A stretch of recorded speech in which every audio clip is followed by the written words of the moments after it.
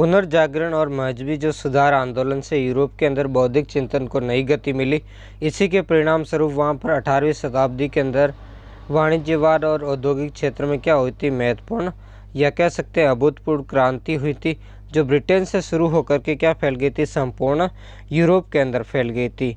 इसके द्वारा क्या हुआ था, इसके द्वारा घरेलू हस्तशिल्प और हथकरघा जो उद्योग थे उनकी जगह पर क्या आता, उनका स्थान कारखाना पद्धति ने ले लिया, जिससे उत्पादन में अत्यधिक वृद्धि हो गई।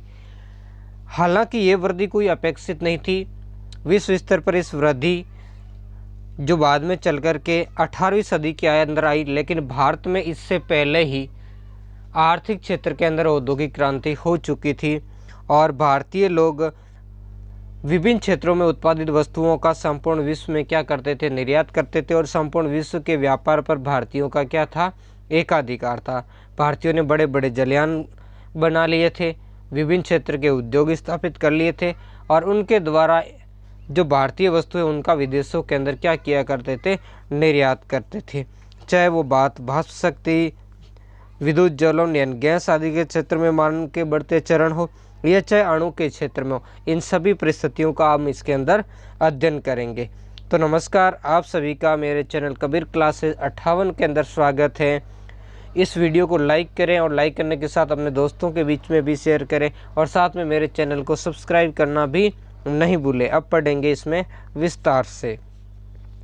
मानव सभ्यता के प्रारंभ से ही 19वीं सदी तक पूर्व तक दुनिया का सारा कामकाज संभवतः हस्तचालित, हस्त का मतलब होता है हाथ से चलने वाले औजारों के द्वारा किया जाता था, यानी हाथ से चलने वाली मशीनों के द्वारा ही कामकाज किया जाता था।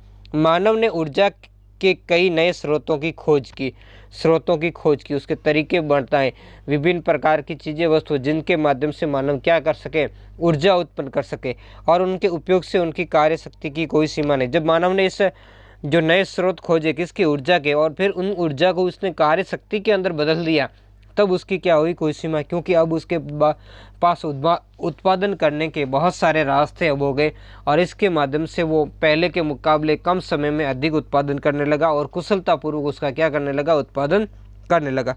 इसमें मुख्यतः शक्ति के रूप में वाष्प शक्ति, विद्युत ज्वलन और गैस आदि के क्षेत्र में मानव के बढ़ते हुए चरण थे, जिनकी परिणति परमाणु ऊर्जा के आविष्कार से क्या हुई थी, पूर्ण हुई थी। यानी परमाणु ऊर्जा का आगे चल करके इस ऊर्जा के क्षेत्र में क्या हुआ था, आविष्कार हुआ था। तो इस तरीके से सभी क्षेत्रों के अंदर मानव ने अपनी क्या की थी, अभूतपूर्व प्रगति की थी और इन्हीं अभूतपूर्व प्रगति के कारण ही मानव औद्योगिक विकास की ओर बढ़ पाया था और इसके द्वारा वो बड़े पैमाने पर अब क्या करने लगा, उत्पादन करने लगा। ये मशीन है प्रारंभ के अंदर जो औद्योगिक मशीन है, इस मशीन को आप देख सकते हो, थोड़ा सा छोटा कर लेता हूँ, ये पूरी मशीन है। अब देखेंगे जो भारतीय भूमिका है वो कैसी है कि दुनिया में भारत कुटीर उद्योग के से संपन्न ऐसा देश था जहां अति प्राचीन काल से ही लौह भट्टियों से उच्च स्तर का क्या किया जाता था, इस्पात तैयार किया जाता। यानी प्राचीन समय में भारत औद्योगिक क्षेत्र के अंदर क्या था, आगे था। यानी विभिन्न जो कुटीर उद्योग थे, जो क्या थे, घरेलू उद्योग थे, उनके अंदर क्या था, विभिन्न प्रकार के उद्योगों में नई नई वस्तुओं का क्या होता था, उत्पादन होता था, जिनमें लौह भट्टियाँ भी थी, जिनसे उच्च स्तर का यानी अच्छी क्वालिटी का क्या किया जाता था, इस्पात तैयार किया जाता था, जो वर्तमान के अंदर जो तैयार इस्पात से कई गुना बेहतर होता था और ऐसा इस्पात आज के जो वैज्ञानिक युग में अभी तक तैयार नहीं कर पाए। इसका ज्वलंत उदाहरण है दिल्ली का लौह स्तंभ, जो दिल्ली के अंदर मेहरौली के अंदर स्थित है लौह स्तंभ, जो गुप्त वंश के शासक चंद्रगुप्त द्वितीय का माना जाता है। इसके जो बिना किसी जंग के सालों हजारों सालों तक वो खुले आसमान के नीचे खड़ा है, विभिन्न प्रकार के उसने बारिश से, अंधड़े, है ना, झाड़ झंझाड़ सभी को झेला और जो दिल्ली का प्रदूषण है उस प्रदूषण को भी झेलते हुए आज तक खड़ा है, लेकिन फिर भी आज तक जंग नहीं लगा, जो उस समय की भारतीय धातु कला का बहुत ही अच्छा नमूना प्रस्तुत करता है कि भारतीय क्षेत्र में कितने आगे थे यूरोप से। जब तक यूरोप से ही ढंग से सीखा भी नहीं था, रहना भी, उससे भी पहले समय में भारत इन क्षेत्रों में बड़ा ही विकसित था। कृषि की उन्नत किस्में एवं बदल कर, यानी कृषि की उन्नत किस्मों की जानकारी, जैसे अमरकोश है और भी बहुत सारे हमारे प्राचीन साहित्य, उनके अंदर कृषि की उन्नत किस्मों की जानकारी मिलती है। फसलों को बदल बदल कर बोने और उससे होने वाले लाभों की जानकारी मिलती है और मिश्रित कृषि यानी एक साथ कई फसलों का कैसे उत्पादन किया जाता है, ये सभी क्या है, भारत की ही देन है। इसके अलावा बांध और सेतु निर्माण में भी भारत ने दुनिया को दिशा दी थी। विभिन्न क्षेत्रों में बांध बना लिए थे भारत में, विभिन्न सेतुओं का निर्माण, जिसमें रामेश्वर के हम देख सकते हैं, जो रामायण काल का देखेंगे। इधर जो सुदर्शन झील वगैरह बहुत सारे ऐसे थे, जहाँ चोल राज्य में हो चाहे राजपूताना में हो, विभिन्न जगहों पर विभिन्न प्रकार के बांध आदि बनाकर नहरें भी निकाली गई थी। और इनसे क्या दिया गया था, जो कृषि को भी गतिविधियां प्रदान की गई थी, यानी गतिशीलता प्रदान की गई थी। उद्योगों को आधारभूत ढांचा उपलब्ध कराने में क्या थी, अग्रणी भूमिका थी। किसकी, बांध और सेतुओं के निर्माण से। हजारों वर्ष पूर्व भारत, जो श्रीलंका और भारत के बीच में बनाया गया जो राम सेतु है, यानी जब भगवान राम लंका की यात्रा पर गए थे तो उससे संबंधित जो राम सेतु का निर्माण, वो इसका उदाहरण है। उस समय की भारत की जो इंजीनियरिंग कला कौशल का महत्वपूर्ण उदाहरण है, जिसके निर्माण की विधि आज भी हमारे शास्त्रों के अंदर विद्वान है, यानी वर्णित है उनका शास्त्रों में। इसका प्रमाण है किस तरीके से इसका क्या किया गया था, निर्माण किया गया था। हम हालांकि धार्मिक रूप से भले किसी तरीके से इन्हें माने, लेकिन जो इसका निर्माण कैसा है उसकी विधि भी विभिन्न प्रकार के जो शास्त्र है उनके अंदर वर्णित है। वर्तमान में 19वीं शताब्दी से पूर्व कृषि, उद्योग, व्यापार और वाणिज्य की उत्तम व्यवस्था भारत में वर्षों पूर्व विद्वान रही थी। ये तो 19वीं शताब्दी से पहले, यानी 18वीं शताब्दी के तक की ये तो यूरोप की बात है। इससे पहले भारत में कृषि, उद्योग, व्यापार और वाणिज्य की बहुत अच्छी स्थिति थी। इसी कारण भारत ने एक तरफा व्यापार यानी निर्यात करके भारत विश्व पटल पर छा गया था, और भारत क्या कहलाता था, सोने की चिड़िया कहलाता था। जबकि दुनिया में तथाकथित हजारों विकसित राष्ट्रों द्वारा 19वीं सदी में ही क्या किए गए, नए प्रयोग प्रारंभ किए गए, जबकि भारत में इससे पहले ही काफ़ी सारे प्रयोग कर लिए गए थे। वो धातु गुला का तभी उदाहरण देख लिया। अणु सिद्धांत भी किसने दिया था, हमारे भारतीय लोगों ने ही दिया था। कौन थे वो देने वाले अणु सिद्धांत के बारे में? इसके अलावा जो चिकित्सा के क्षेत्र के अंदर खोज करने वाले भी कौन थे, और गणित के क्षेत्र में, खगोल के क्षेत्र में विश्व को शून्य का आविष्कार करवाने वाले भी कौन थे? आप सभी जानते हैं, नहीं जानते तो आपको बताते हैं कि कौन थे इस क्षेत्र में। इस क्षेत्र में महत्वपूर्ण थे महर्षि कणा, जिसने अणु का सिद्धांत दिया था, और इसी अणु के सिद्धांत पर बाद में परमाणु की खोज इन्होंने की। इसके आधार पर परमाणु शक्ति बनी थी। और परमाणु भौतिक विज्ञान के क्षेत्र में भी जैसे प्रशस्त पात्र, जिन्होंने पदार्थ संग्रह नामक एक पुस्तक लिखी थी, और इसके माध्यम से उन्होंने इसके बारे में विभिन्न घटकों के बारे में बताया था। आर्यभट्ट ने पृथ्वी के जो भ्रमण का सिद्धांत बता दिया था, पृथ्वी की परिधि बता दी थी। ऐसे ही और भी महत्वपूर्ण भारतीय गणितज्ञ रहे थे, जिन्होंने क्या दिया था, गुरुत्वाकर्षण का सिद्धांत दिया था, वर्गमूल निकालने की विधि थी। और भी कितने सारे गणित में, खगोल शास्त्र में कहो, या विज्ञान में कहो, या चिकित्सा में सर्क से जो विद्वान थे, सुश्रुत, धन्वंतरी जैसे कितनों की बात की जाए तो इन सभी ने सभी क्षेत्रों में, चाहे वो गणित की क्षेत्र हो, चाहे फिजिक्स, केमिस्ट्री, बायो, किसी क्षेत्र में वो भारतीय उस समय क्या थे, आगे थे। हालांकि बाद के समय के अंदर अगर हम भूल गए और उसी ज्ञान को, और काफ़ी सारी जो जड़ता, उस जड़ता ने हमारी सभ्यता और संस्कृति को जकड़ लिया। और जब एक नकली धर्म के ढांचे के अंदर हम क्या कर लिए, जकड़ लिए गए, जिसके कारण बाद के समय के अंदर क्या हुआ, समुद्री यात्रा पर भी पाप घोषित कर दिया, उस पर रोक लगा दी, धर्म विरुद्ध घोषित कर दिया। और ऐसी काफ़ी सारे जिससे ज्ञान विज्ञान के क्षेत्र में हमारा संचित ज्ञान क्या करवा दिया गया था, नष्ट करवा दिया गया था। अब देखेंगे औद्योगिक क्रांति, इसका अर्थ क्या था। तो औद्योगिक क्रांति का सबसे पहले हम देखेंगे अर्थ। महत्वपूर्ण रूप से यही है कि औद्योगिक क्रांति थी क्या। तो औद्योगिक क्रांति का तात्पर्य उत्पादन प्रणाली में हुए उन आधारभूत परिवर्तनों से, जिनके फलस्वरूप जन संसाधनों को अपने परंपरागत कृषि व्यवसाय और घरेलू उद्योग धंधों को छोड़कर नए प्रकार के व्रत यानी बड़े उद्योगों में काम करने तथा यातायात के नवीन साधनों का प्रयोग करने का क्या मिला था, अवसर मिला था।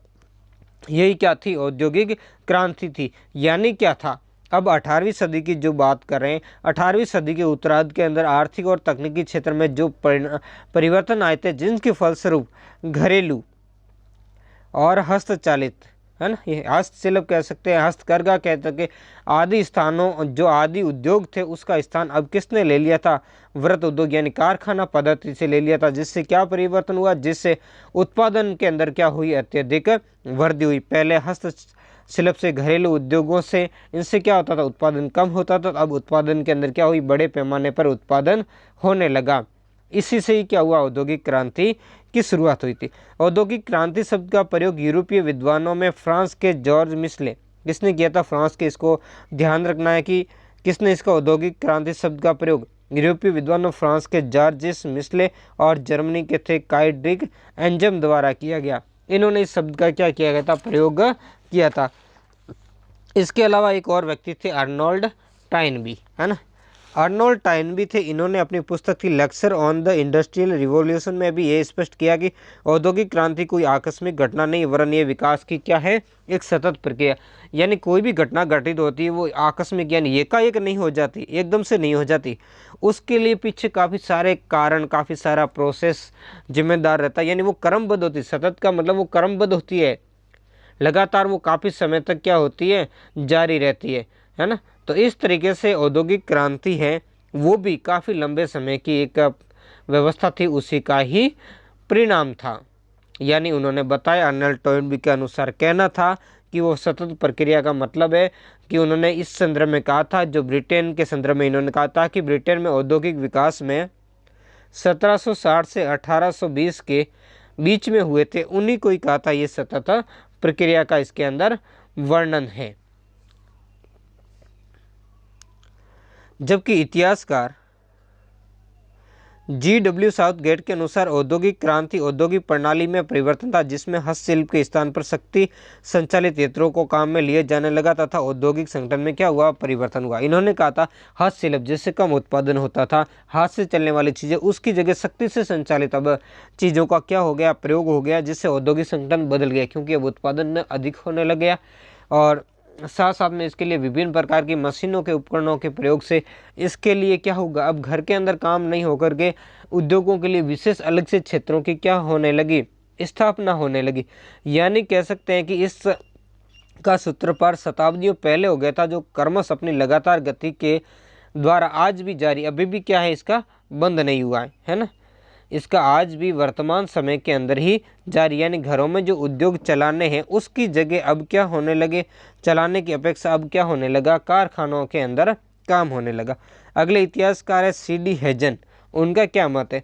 उनका अलग ही मत है। उनका मत है कि कुटीर उद्योगों का मशीनीकरण औद्योगिक जो क्रांति है वही है।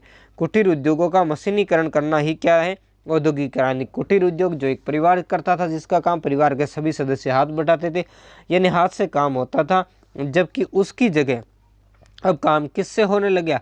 अब मशीनों से हो गया, उसका मशीनीकरण हो गया, यानी उसकी जगह मशीनों का प्रयोग होने लगा था। जबकि अगले विद्वान है डेविस के अनुसार औद्योगिक क्रांति का तात्पर्य उन परिवर्तनों से है जिन्होंने ये संभव कर दिया कि मनुष्य उत्पादन के विभिन्न उपायों को त्याग कर विस्तृत रूप से कारखानों में वस्तुओं का क्या करे? उत्पादन कर सके। यानी इन्होंने स्पष्ट किया है कि उन परिवर्तनों से जिन्होंने संभव कर दिया कि मनुष्य उत्पादन के प्राचीन उपाय, प्राचीन जो कुटीर उद्योग धंधों के अंदर जिनको अपनाता था, जिनको हस्तशिल्प में अपनाता था, जिनको हथकरघा में अपनाता था, उनकी जगह अब क्या करेगा? वो कारखानों के अंदर, यानी अब जो पहले जो चीज़ आई थी अब वो घरों की अपेक्षा कहाँ करेगा? कारखानों के अंदर क्या करेगा? इनका उत्पादन करेगा। और अब उत्पादन पहले के मुकाबले बढ़ जाएगा।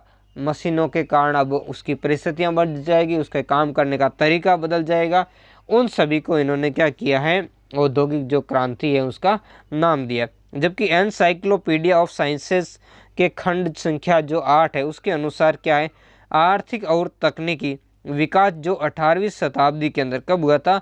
18वीं शताब्दी में अधिक सशक्त और तीव्र का मतलब तेज हो गया के फलस्वरूप जो आधुनिक उद्योगवाद का जन्म हुआ उसे क्या कहा जाता है? औद्योगिक क्रांति। यानी आधुनिक समय के जो उद्योगों की स्थापना हुई है उनको इसने क्या कहा है? औद्योगिक वाद का है। यानी हम कह सकते हैं, क्या कह सकते हैं कि औद्योगिक क्रांति का अर्थ उस आर्थिक व्यवस्था से जो परंपरागत कम उत्पादन और विकास की निम्न अवस्था से निकलकर आधुनिक औद्योगिक क्षेत्र में क्या होती है? प्रविष्ट होती है, जिसमें क्या होगा? कम उत्पादन की जगह अधिक उत्पादन होता है। अब उसकी विकास की क्या होती है? अवस्था उच्च अवस्था हो जाती है। और जिससे अधिक उत्पादन होता है इससे क्या होता है? कम उत्पादन की जगह अधिक होता है। और जीवन का रहन सहन और प्रतिवर्ती आय में भी क्या होती है? वृद्धि। अब व्यक्ति का जीवन का रहन सहन बदल जाता है, उसकी जो क्या है इनकम बढ़ जाती है, उसकी आय के सोर्स बढ़ जाते हैं और उत्पादन की दर में निरंतर बढ़ोतरी होती रहती है, इसमें कमी नहीं होती। निरंतर क्या होता है? उत्पादन के अंदर जो वृद्धि है उस वृद्धि को होती रहती है। जिसका मनुष्य, समाज और राज्य पर क्या पड़ा, व्यापक प्रभाव पड़ा। यानी मनुष्य, समाज और राज्य सब के अंदर इसका बहुत ही, आप देखो, प्रभाव अलग अलग पड़ता है। काफ़ी अच्छा भी प्रभाव पड़ा और इसका बाई प्रोडक्ट यानी इसके काफ़ी सारे ऐसे प्रभाव जो इसके खराब भी थे। इन सभी प्रभावों का तो हम इससे अगले वाले जो आने वाले पार्टों के अंदर अध्ययन करेंगे कि किस तरीके से इस औद्योगिक क्रांति से परिवर्तन हुए थे। अब देखेंगे औद्योगिक क्रांति से होने वाले परिवर्तन यानी बदलाव। यह ऐसा कह सकते हैं औद्योगिक क्रांति से कौन कौन से बदलाव आए, आपसे ऐसा पूछा जा सकता है औद्योगिक क्रांति से आए बदलावों को संक्षिप्त में वर्णन कीजिए। तो संक्षिप्त रूप में हम इनको देखेंगे। यानी उत्पादन के लिए जो कार्य पहले हाथ से किए जाते थे अब वह शक्तिशाली यंत्रों से किए जाने लगे। किससे किए जाने लगे, शक्तिशाली। यानी पहले जो काम हाथ से होता तो हाथ से क्या होता था, कम उत्पादन होता था। इसी कारण अब जब उसकी जगह वही काम शक्तिशाली यानी मशीनों से होगा तो पहले के मुकाबले के अंदर क्या होगा, ज़्यादा काम होगा। तो वही क्या हुआ था, यही इसके अंदर क्या आया था, बदलाव आया था।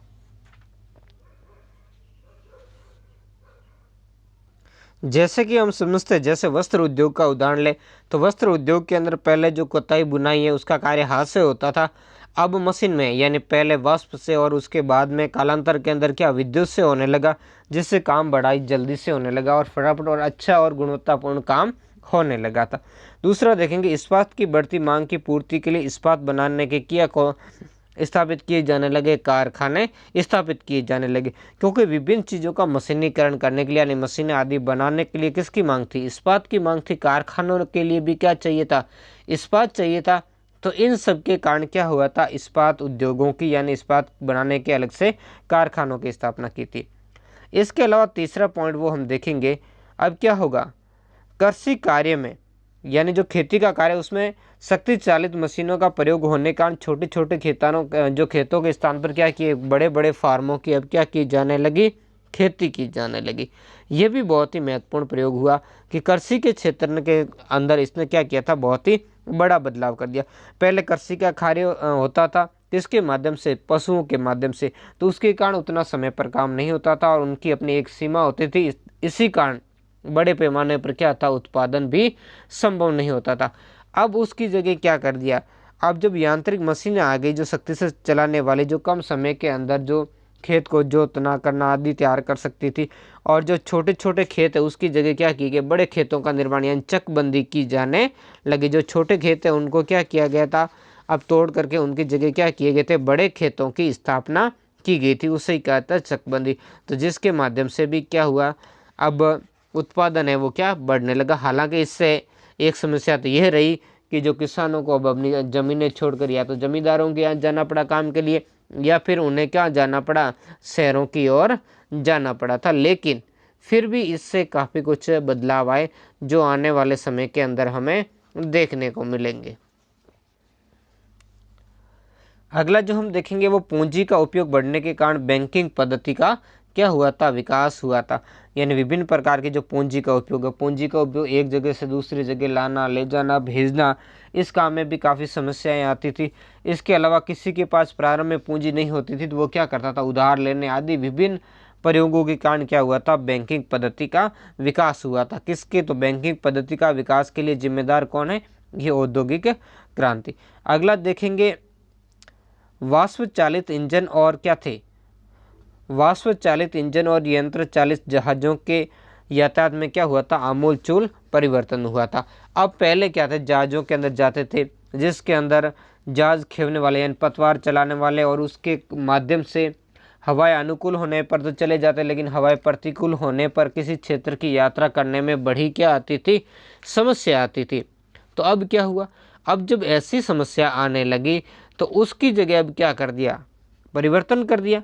परिवर्तन क्या, अब उसकी जगह वाष्प चालित इंजन आ गए, यंत्र चालित जहाज बन गए, जिससे अब विपरीत मौसम के अंदर यानी 12 महीने यानी साल के अंदर हर दिन आप समुद्र के अंदर, विश्व के अंदर किसी भी दिशा के अंदर आप जा सकते थे। इसके लिए आपकी हवाएं या मौसम आपका रास्ता नहीं रोकेगा।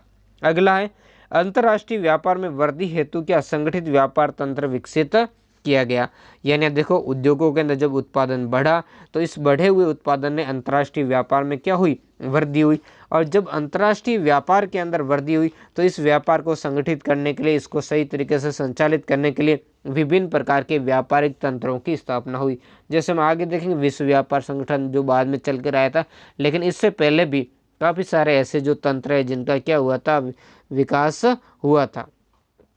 अगला देखेंगे कम मानव श्रम और अधिक उत्पादन के सिद्धांत को अपनाया गया, है ना। मशीनों के द्वारा क्या किया, अधिक से अधिक कार्य मशीनों किया जाएगा, जिससे मानव श्रम यानी कम से कम मानवों की आवश्यकता पड़ेगी और उत्पादन भी अधिक होगा। यानी क्या होगा, अधिक लाभ की प्राप्ति, कम खर्च और अधिक उत्पादन होगा। तो इस सिद्धांत को इसके अंदर क्या किया गया, अपनाया गया था।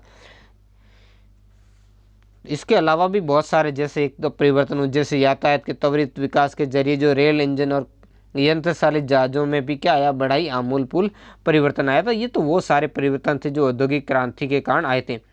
अगला जो हमारा क्वेश्चन है, सबसे महत्वपूर्ण वो क्वेश्चन है, ये है कि औद्योगिक क्रांति इंग्लैंड में ही क्यों प्रारंभ हुई। औद्योगिक क्रांति प्रारंभ तो हुई, लेकिन प्रारंभ हुई तो आखिर वो इंग्लैंड के अंदर क्यों हुई, ऐसी क्या परिस्थितियां थी, उन परिस्थितियों के बारे में देखेंगे, उन कारणों की विवेचना करेंगे जिनके कारण क्या था, औद्योगिक क्रांति इंग्लैंड के अंदर ही प्रारंभ हुई थी। क्योंकि ये हमारे सभी के जहन में यही प्रश्न उठता है कि आखिर इंग्लैंड के अंदर औद्योगिक क्रांति क्यों हुई थी। तो ठीक है, तो इसका सीधा सा जवाब हम ढूंढने का प्रयास करेंगे और वो सीधा सा जवाब हमारा वो ये है कि उस समय इंग्लैंड में ही औद्योगिक क्रांति के लिए सर्वाधिक अनुकूल परिस्थितियां उपस्थित थी। अब कैसे होगा उनके बारे में तो हम आगे देखेंगे। तो इंग्लैंड पहला देश था जहां सबसे पहले आधुनिक औद्योगिकरण का अनुभव किया गया। आपसे ऐसा क्वेश्चन पूछे सीधा सा, औद्योगिक क्रांति की शुरुआत सबसे पहले कहाँ हुई थी, तो सबसे पहले हुई थी इंग्लैंड के अंदर। इंग्लैंड में यूरोप के अन्य देशों की अपेक्षा अनेक ऐसी परिस्थितियां थी जिन्होंने औद्योगिक क्रांति को सबसे पहले इंग्लैंड के अंदर प्रारंभ कर दिया था। अब देखो परिस्थितियां क्या थी, उन परिस्थितियों के बारे में भी बात करेंगे। जैसे इंग्लैंड में वाणिज्यवाद के अंतर्गत 17वीं शताब्दी के अंत तक उत्पादन क्या हुआ था, उसकी उच्चतम सीमा तक क्या हुआ था, यानी अधिकतम सीमा तक पहुंच चुका था। और अब कहीं उपकरणों या कह सकते हैं विधियों के उत्पादन में इसके अलावा वृद्धि संभव नहीं थी। तब क्या हुआ, नए उत्पादनों की खोज प्रारंभ हुई और खोज इन खोज के बाद में जो इनसे जुड़ी खोजों को अपनाने के लिए क्या था, धन और साहस की जरूरत थी। तो इस क्षेत्र में निरंतर निवेश किया गया। कृषि के क्षेत्र में उपनिवेशकों के शोषण के द्वारा, दास व्यापार, है ना, आदि के माध्यम से बड़ी मात्रा में क्या किया, धन आदि को इकट्ठा किया।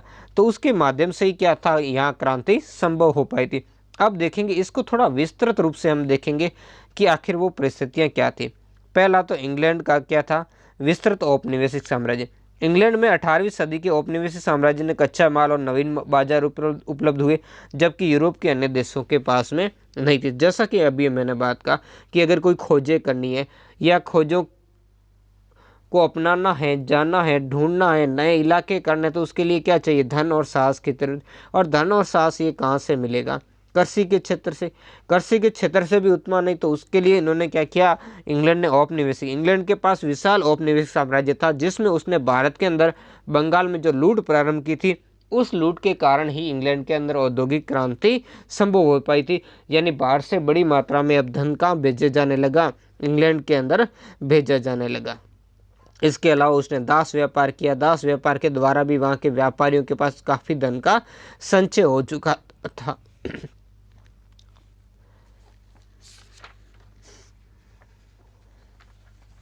अगला हम दूसरा पॉइंट देखेंगे, लोहे और कोयले की खानों का क्या होना, पास पास होना। यानी इंग्लैंड के अंदर क्या था, लोहे और जो कोयले की खानें थी वो क्या थी, पास पास थी। तो लोहे और इनकी खानों के कारण भी क्या था, बहुत ही महत्वपूर्ण परिवर्तन आया था। वो परिवर्तन कैसे था कि इंग्लैंड में लोहे और कोयले की खानें पास पास होने के कारण पक्का लोहा निर्माण में बहुत सुविधा हुई और मशीनों के निर्माण के लिए क्या था, पक्का लोहा। अब देखो कारखाने चलाने या जहाज बनाने या यातायात के और साधन बनाने, उनके लिए क्या चाहिए था, लोहा। और लोहा की खानें भी वहाँ थी, नज़दीकी थी। वहाँ के जो शहर हैं उन शहरों के अंदर नज़दीकी क्या थी, लोहे की खदानें थी। और लोहे की खदानें नज़दीक स्थित होने के साथ अब लोहे को क्या करना पड़ेगा, गलाना पड़ेगा, क्योंकि लोहा तो बाद में, पहले इसके हिस्से को गलाना पड़ेगा गलाकर उसको क्या करना पड़ेगा, उसको शुद्धिकरण करके फिर उससे क्या करना पड़ेगा, लोहा प्राप्त करना। इसके लिए क्या चाहिए, भाप देनी पड़ेगी। तो भाप के लिए क्या चाहिए, कोयला। तो कोयले की खदानें भी जहाँ से लोहा प्राप्त होता था उसके पास में ही क्या थी, कोयले की खदानें थी। इसके कारण भी औद्योगिक क्रांति है जिसकी शुरुआत क्या से हुई थी, सबसे पहले इंग्लैंड से ही हुई थी। अगला तीसरा पॉइंट जो हम देखेंगे वो है उपभोग के अनुरूप उत्पादन। उपभोग यानी फ्रांस का जो निर्यात व्यापार क्या था, उच्च कोटि की विलासी वस्तुओं से संबंधित था और विलासी वस्तुओं का उपयोग हमेशा सीमित रहता है। कम ही लोग और जो धनवान लोग होते थे, उच्च लोग होते हैं, वही इसका क्या करते हैं, उत्पादन करते। यानी क्या होगा, अब देखो एक तो उत्पादन भी सीमित होता है विलासी वस्तुओं का। दूसरा इसका सबसे बड़ा कारण है उपभोग। उपभोग कम होता है। उपभोग कम कैसे, जैसे विलासिता की वस्तुओं का प्रयोग व्यक्ति तभी करेगा जब उसके पास में अधिशेष होगा। अतिशेष होगा तभी व्यक्ति विलासी वस्तुओं के ऊपर खर्च करेगा। तो यानी इस पर कौन खर्च करेगा, इन पर अधिकतर खर्च करेंगे उच्च वर्ग के लोग।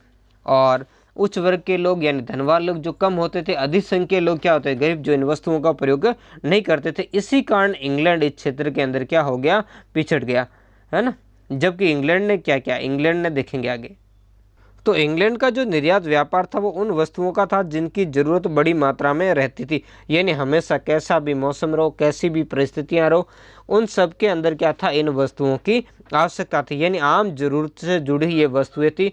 इस कारण इनका हर समय क्या रहता था, इनकी आवश्यकता बनी रहती थी। इंग्लैंड का विश्वास था कि यदि उन्हें और अधिक सस्ता बनाने के साधन खोजे जाए तो उनका बाजार और भी बढ़ सकता है। यानी इंग्लैंड इस चीज़ पर, जो रोज़मर्रा की वस्तुएं, उन चीज़ों पर ध्यान दे रहा था और अधिक से अधिक क्या करता था, सस्ता उत्पादन बनाता था। और सस्ते उत्पादन के दम पर ही वो क्या करता था, अपने लिए नया क्षेत्र खोजता था और जिसमें सहायता उसका औपनिवेशिक स्वराज्य भी करता था, जो उसको औद्योगिक उत्पादन के लिए क्या करता था, कच्चा माल भी प्रदान करता था और साथ में उत्पादित वस्तुओं को खपाने का एक बड़ा बाजार भी था। इसलिए इंग्लैंड उन तौर तरीकों को अपनाने के लिए तैयार था जिनसे वस्तुओं का क्या हो, बड़ी मात्रा में उत्पादन हो। अगला है चौथा पॉइंट, अर्धकुशल कारीगरों की उपलब्धता। यानी इंग्लैंड के अंदर ये बहुत ही महत्वपूर्ण चीज़ है। जब इंग्लैंड में सामंती व्यवस्था भंग हुई तो बड़ी संख्या में अर्धकुशल कारीगर शहरों के अंदर जाकर बस गए। सामंतीकरण, फिर वहाँ पर चकबंदी आदि विभिन्न क्षेत्रों के कारण यहाँ से किसान वगैरह और अर्धकुशल जो लोग थे वो क्या कर गए, शहरों की तरफ मजबूरन उन्हें जाना पड़ा। और जैसे ही औद्योगिक क्रांति हुई तब ये अर्धकुशल कारीगर नई मशीनों पर काम करने के लिए उपलब्ध हो गए। यानी देखो, मशीनों को चलाने के लिए कारखानों के अंदर क्या होगा, मानव शक्ति की भी तो आवश्यकता पड़ेगी, उसके लिए कुशल कारीगरों की जरूरत होगी। लेकिन बाद जब अर्धकुशल कारीगर उपलब्ध हो गए तो एक बार इनसे काम चला, फिर इनको भी सही तरीके से प्रशिक्षित करके उन्होंने क्या कर दिया था, इनका अपने क्षेत्र में क्या कर लिया था, उपयोग कर लिया था। यानी ऐसा कह सकते हैं कि इंग्लैंड को पर्याप्त मात्रा में सस्ते मजदूर उपलब्ध थे। जो गांवों में हुए कृषि संबंधी परिवर्तनों से बड़ी संख्या में ये लोग क्या हुए थे, बेरोजगार हो गए थे और ये अपने काम की तलाश के अंदर शहरों में गए थे और जहां पर इनके लिए क्या थी, मजदूरी उपलब्ध थी। अगला पॉइंट देखेंगे, फ्रांसीसी क्रांति व युद्ध। तो देखो, फ्रांसीसी क्रांति एवं नेपोलियन के युद्धों ने इंग्लैंड में औद्योगिक क्रांति के विकास में भी बहुत महत्वपूर्ण योगदान दिया। अब ये कैसे हो गया, ये भी देखेंगे। युद्ध के दिनों में इंग्लैंड को अपने सैनिक और अपने साथी देशों के सैनिकों की आवश्यकताओं की पूर्ति के लिए उत्पादन के तरीके, उनमें सुधार करने की देखो, हमेशा कहा जाता है कि आवश्यकता ही क्या होती है, आवश्यकता ही आविष्कार की क्या होती है, जननी होती। तो देखो, जो यहाँ से फ्रांसीसी क्रांति हुई, इससे भी क्या हुआ, जो फ्रांस के अंदर तो क्या था, उथल पुथल मची हुई थी।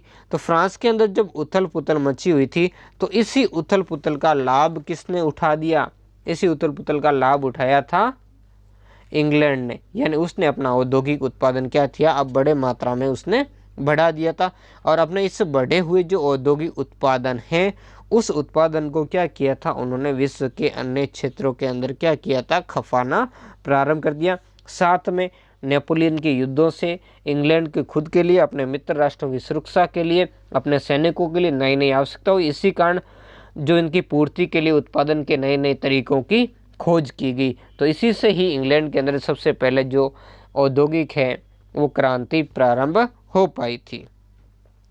अगला देखेंगे, पूंजी की उपलब्धता। सबसे बड़ी चीज, हर किसी काम के लिए क्या चाहिएगा, पैसा।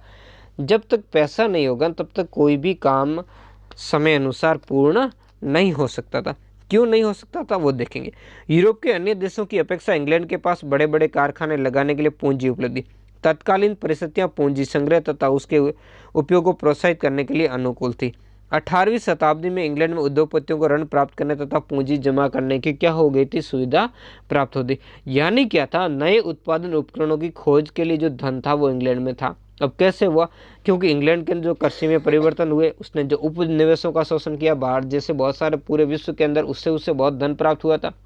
अफ्रीकी गुलामों का उसने यानी दासों का उसने क्या किया, व्यापार किया, जिससे भी इनके पास पर्याप्त पूंजी का संग्रह था। इसके अलावा बहुत सारे इसने अमानवीय व्यापार भी किए और साथ में अन्य देशों के जहाज़ों को में अंदर भी लूटपाट की। इन सारी लूटपाट के द्वारा क्या हुआ था, इनके अंग्रेज व्यापारियों के बाद में बड़ी मात्रा में धन हो गया था। भारत के अंदर भी कैसे आप सभी जानते हैं किस तरीके से लूट कर नंगा नाच इन्होंने खड़ा किया था, और इन सब के कारण उनके पास में क्या था, व्यापारियों के पास बड़ा धन था। अब धनी क्या करता, नए प्रयोगों और उनके क्या किए, उपयोग में आने, नए प्रयोगों के लिए धन अब क्या आने लगा, उपयोग में आने लगा था। अगला देखेंगे 7वां, इंग्लैंड की अनुकूल भौगोलिक परिस्थितियां, यानी भौगोलिक परिस्थितियां इंग्लैंड की बहुत बड़ी विशिष्ट परिस्थितियां थी, और इसने भी क्या किया था, इंग्लैंड के अंदर जो सबसे पहले क्रांति है उसको करने में महत्वपूर्ण से। कैसे कि व्यापारिक दृष्टि से इंग्लैंड की भौगोलिक स्थिति अच्छी थी।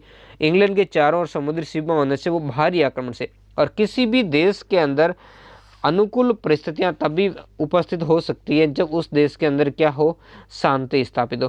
फ्रांस जो कि जैसे इसका मुख्य प्रतिनिधि था, वो अधिकांश समय तक ऐसी परिस्थितियां नहीं थी। अधिकांश समय में वो क्या था, या तो युद्धों में रहा, या क्रांति हुई, या वहाँ पर तानाशाह लोग थे जिन्होंने क्या था, उनको घेरे रखा था, जबकि यहाँ ऐसा नहीं था। इंग्लैंड के अंदर एक तो शासन व्यवस्था भी अच्छी थी, और इसके अलावा बाहरी आक्रमणों से जो चारों तरफ समुद्र स्थित होने के कारण क्या था, वो सुरक्षित था, युद्ध जनित हानियों से बचा रहा, और अपना औद्योगिक विकास। क्योंकि देखो संसाधन सभी के पास, लेकिन संसाधनों का युद्ध में झगड़ने के कारण उनका क्या होता था, युद्ध के अंदर अपव्यय हो जाता है, जबकि ऐसा यहाँ पर नहीं था। 8वां हम कारण देखेंगे, इंग्लैंड में हुई कृषि क्रांति ने भी क्या किया, औद्योगिक विकास को क्या किया, प्रोत्साहित किया। अब देखो कृषि ने कैसे, क्योंकि जब कृषि के क्षेत्र में क्योंकि उद्योगों के लिए जो कच्चा माल कहाँ से होता है, कृषि से ही प्राप्त होता है। और जब उद्योगों की स्थापना हो जाए, लेकिन उसके लिए क्या हो, अगर कच्चा माल प्राप्त नहीं हो तो क्या हो, उससे औद्योगिक परिवर्तन होगा नहीं। तो जब कृषि के क्षेत्र में बहुत परिवर्तन हुआ, कृषि के क्षेत्र में नए नए आविष्कार हुए, जिससे क्या हुआ, उत्पादन बढ़ने लगा, और उत्पादन बढ़ने के कारण क्या हो गया था, बड़ी मात्रा में जो उद्योग थे उनके लिए क्या हो गया था, अब कच्चा माल उपलब्ध हो गया था। अगला 9वां पॉइंट देखेंगे, वैज्ञानिक आविष्कारों को प्रोत्साहन। इंग्लैंड यूरोप के अन्य देशों की अपेक्षा वैज्ञानिकों, राजनीति और मजहब यानी धार्मिक हस्तक्षेप से अधिक मुक्त रखता था, तथा वैज्ञानिक संस्थाओं को अधिक प्रोत्साहन देता था। यानी उन्हें अधिक से अधिक वैज्ञानिक जो उत्पत्ति है उनके अंदर ही उसको क्या करता था, लगाए रखता था। तो इसी कारण वहाँ के वैज्ञानिकों का इसलिए समय मिला, और इसी कारण वो सबसे अधिक आविष्कार भी यहाँ के जो वैज्ञानिक है कर पाए थे। यानी वो क्या थे, वैज्ञानिकों को जब समय मिलेगा तभी तो वो करेंगे, जबकि बाकी सारे देशों में, जैसे अभी भारत की परिस्थितियाँ हम देखें, या तो जाति व्यवस्था में, धर्म में, राजनीति में, सबके अंदर लोगों को, यहाँ तक कि जो रक्षा विशेषज्ञ होते हैं, जो नौकरशाह होते हैं, वैज्ञानिक वगैरह, इन सभी को ही घसीटा जाता है। तो ऐसी स्थिति में फिर क्या होगा, ऐसी स्थिति में कोई देश उन्नति नहीं कर सकेगा, नई नई खोजें नहीं कर सकेगा।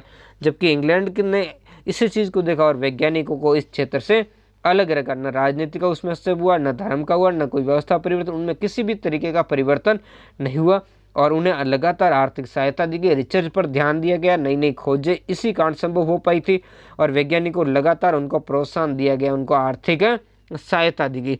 तो ये वो सारी परिस्थितियां थी जिनके कारण इंग्लैंड के अंदर क्या हुई थी, सबसे पहले औद्योगिक जो क्रांति है उसकी क्या हुई थी, शुरुआत हो गई थी।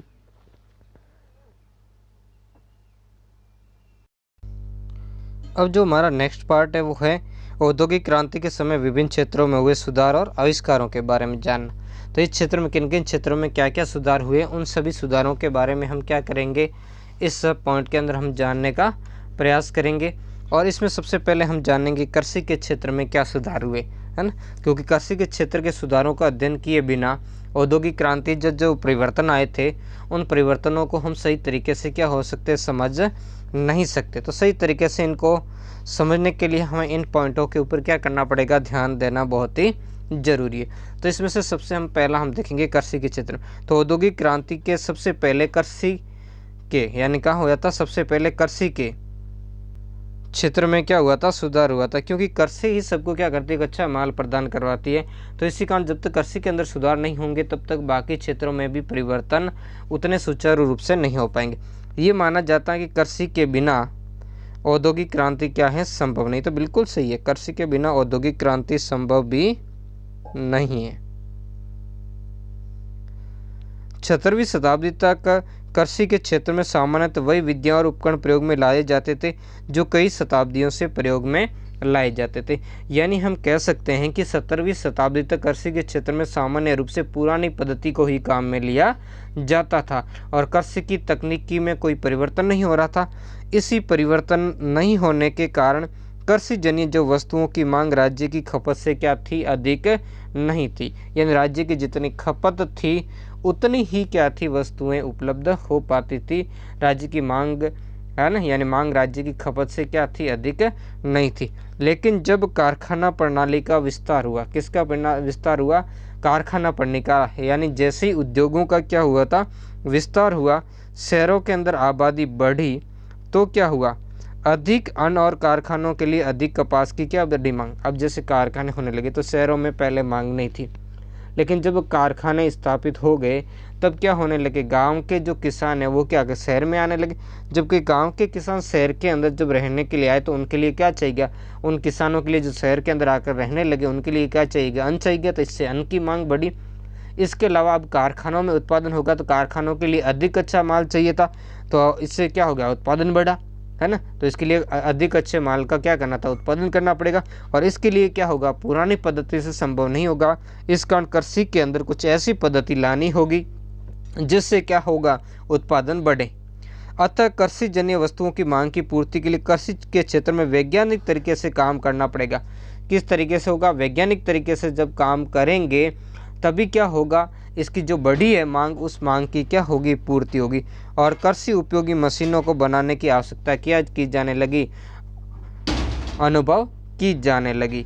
यानी क्या होगा, कृषि का उत्पादन उसी अनुपात में बढ़ाना होगा जिस अनुपात में उसकी क्या मांग बढ़ी है। और ऐसा तभी संभव होगा जब कृषि के लिए नई नई उपयोगी मशीनें हैं, उनकी आवश्यकताओं की क्या पूर्ति, वैसी मशीनों का क्या होगा, आविष्कार होगा। दूसरा कारण है, अब लोग मुनाफे के लिए क्या करते थे, खेती में पूंजी लगा रहे थे। इससे पहले केवल अपनी आजीविका चलाने के लिए ही कृषि का प्रयोग किया जाता था, जबकि अब लोग क्या थे, खेती का प्रयोग मुनाफे के लिए करने लगे। और वास्तव में कृषि क्षेत्र में पूंजी के प्रयोग ने कृषि में क्या ला दी, क्रांति ला दी। तो अब क्या होने लगा, अब लोग मुनाफा प्राप्त करने के लिए जब कृषि के क्षेत्र में पूंजी लगाने लगे तो उससे क्रांति क्या हो गई, क्रांति यानी कि खेती के क्षेत्र में नए नए क्या हो गए, आविष्कार हो गए। जिसमें सर्वप्रथम यॉर्कशायर का एक जमींदार था जेथरो टल।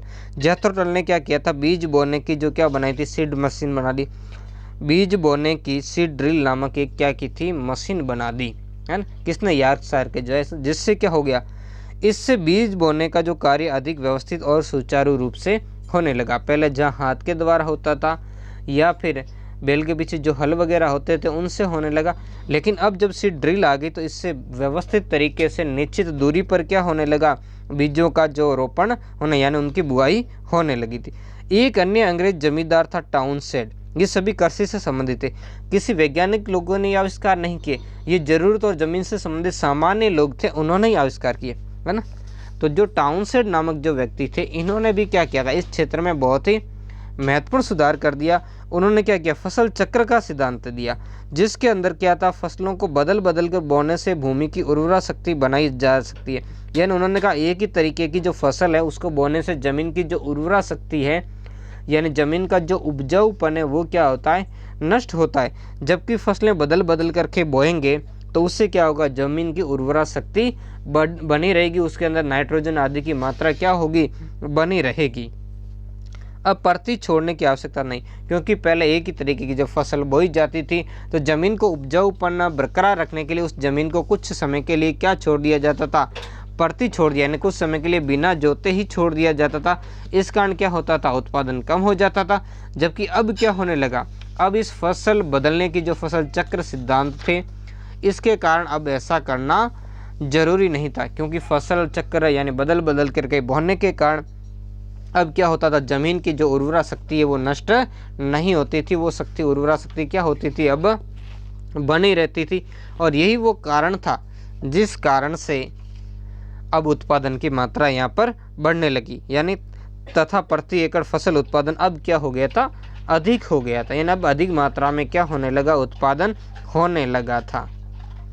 1770 की ईस्वी के आसपास रॉबर्ट बेकवेल, ध्यान रखना बेकवेल नाम ध्यान रखना, तो इन्होंने पशुपालन के क्षेत्र में ही कार्य किया, ने कृषि के साथ साथ पशुपालन को एक लाभदायक व्यवसाय बना दिया। इससे पहले ठीक है कृषि करते थे और पशुपालन की तरफ लोग ध्यान नहीं देते थे, उसे सिर्फ दैनिक जो अपने घर की जो घरेलू आवश्यकताएं होती थी उसी के लिए पशुपालन किया जाता था। लेकिन अब उसने क्या किया, इस उद्योग को महत्वपूर्ण रूप से बना लिया।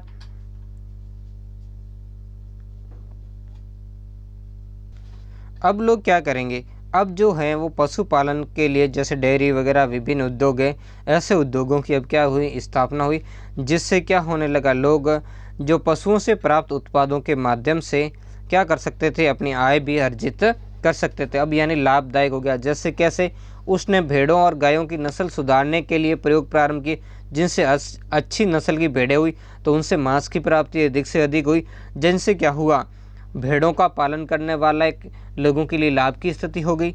और गायों से क्या हुआ, गायों की नस्ल सुधारने से अब अधिक उनके लिए दूध आदि जो उत्पाद है वो गो उत्पाद उससे क्या होंगे, प्राप्त होंगे।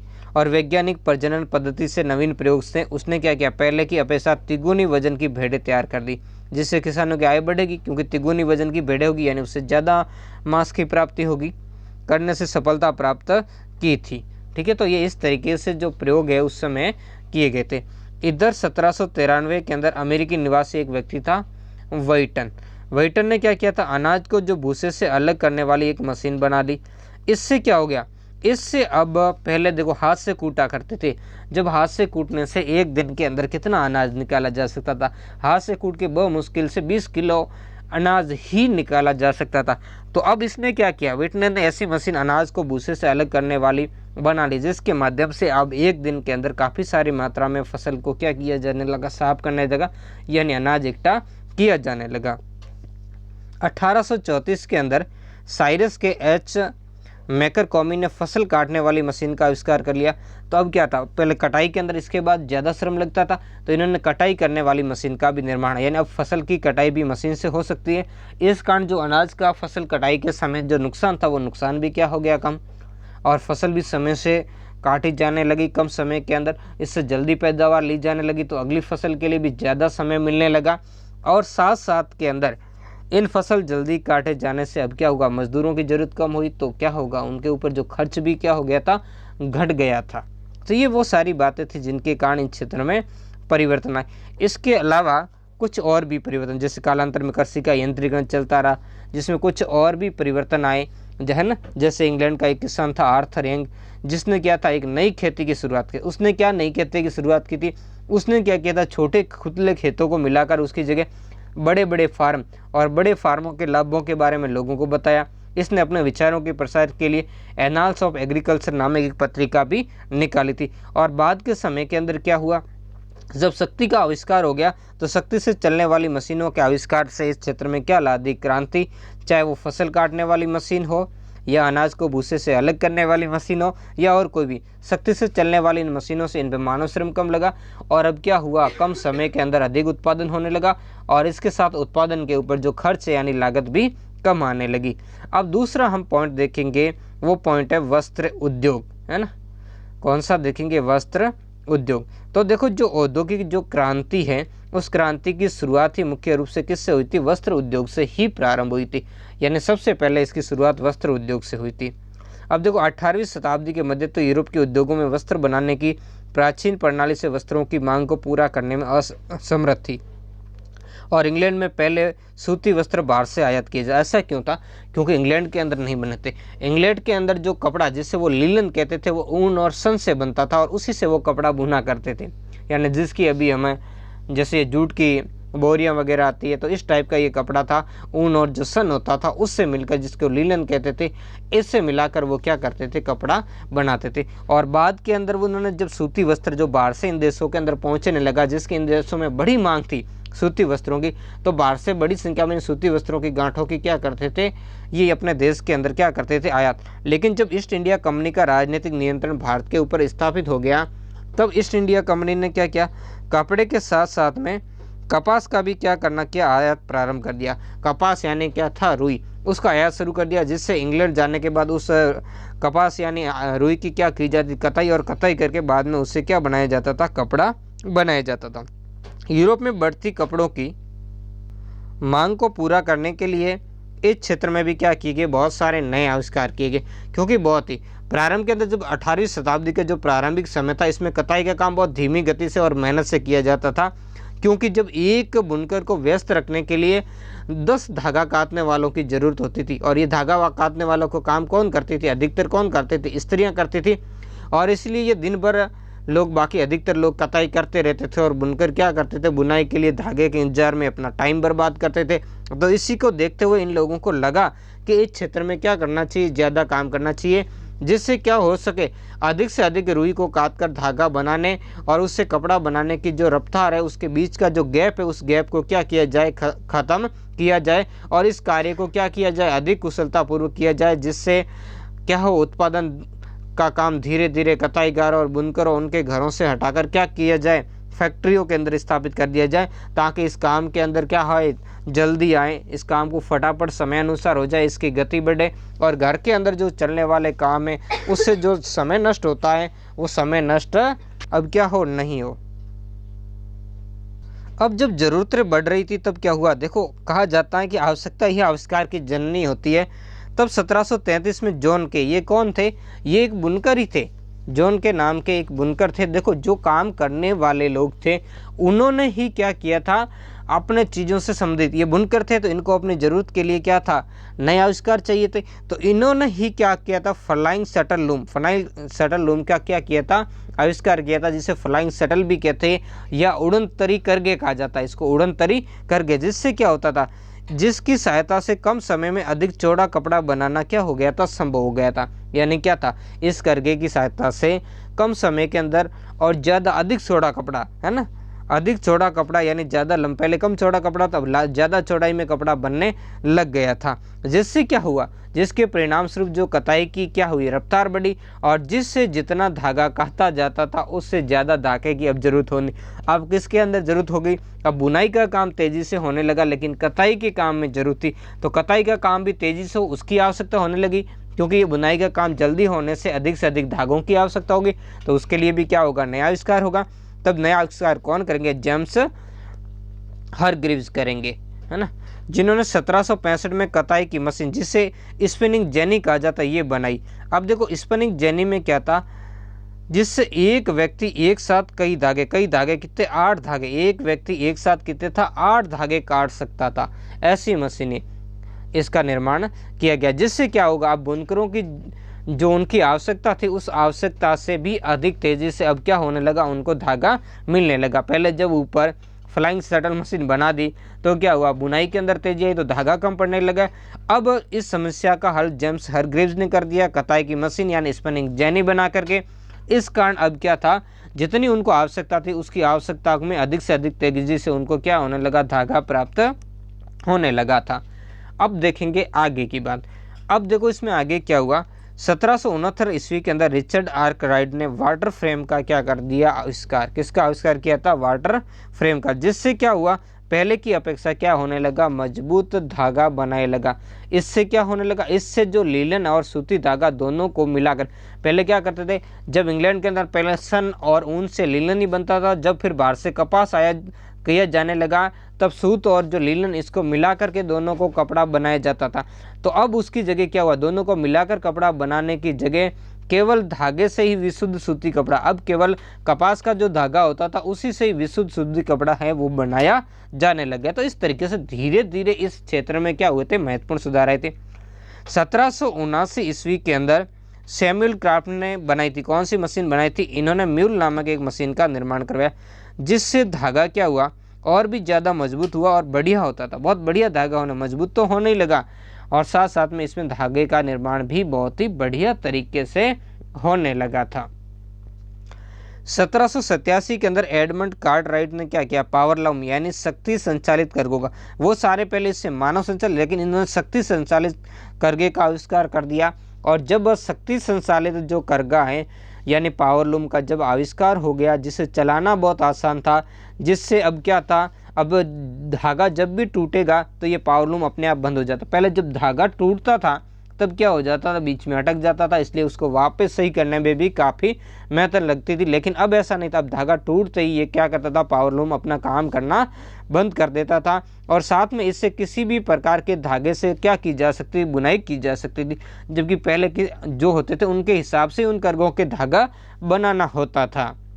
ठीक है ना। तो इस तरीके से हम देखते हैं कि 1830 के दशक से कपड़ा उद्योग में क्या हुआ था, नई नई मशीनें बनाने की बजाय श्रमिकों की उत्पादकता को बढ़ाने पर। अब देखो आगे ही होगा, यहाँ तक तो नई मशीनें, लेकिन अब मशीनें बन गई तो 1830 का जो दशक था उसमें क्या किया गया था, अब नई नई मशीनें नहीं, उसकी जगह श्रमिकों की उत्पादकता बढ़ाने की तरफ क्या दिया जाने लगा, अब ज़्यादा ध्यान दिया जाने लगा था। अगला जो हमारा पॉइंट है वो पॉइंट है क्या है, लो इस्पात उद्योग के अंदर। तो अब देखो हुआ क्या, जो मशीनीकरण का जो प्रारंभ हुआ था उसके अंदर अब क्या था, लो इस्पात उद्योग के अंदर क्या, इंग्लैंड में मशीनीकरण के काम में आने वाली मुख्य सामग्री कोयला और लो अयस्क बहुतायत में उपलब्ध था। जो पहले इसमें देखा कि हमने सबसे पहले यहाँ पर इंग्लैंड के अंदर ही क्रांति की शुरुआत क्यों होती, उसमें भी हमने देखा कि वहाँ पर जो भी मुख्य सामग्री थी जैसे लोहा और कोयला जो वहाँ पर क्या था, उपलब्ध था। यानी नई नई तकनीकी के लिए जो आविष्कार हुआ तो जिससे क्या हुआ, नई नई मशीनें बनाने की मांग हुई। तो नई नई मशीनें बनने जाएगी तो उसके लिए क्या चाहिएगा, लोहा चाहिएगा। और लोहा पुरानी पद्धति से जो था इस मांग की पूर्ति नहीं कर सकता।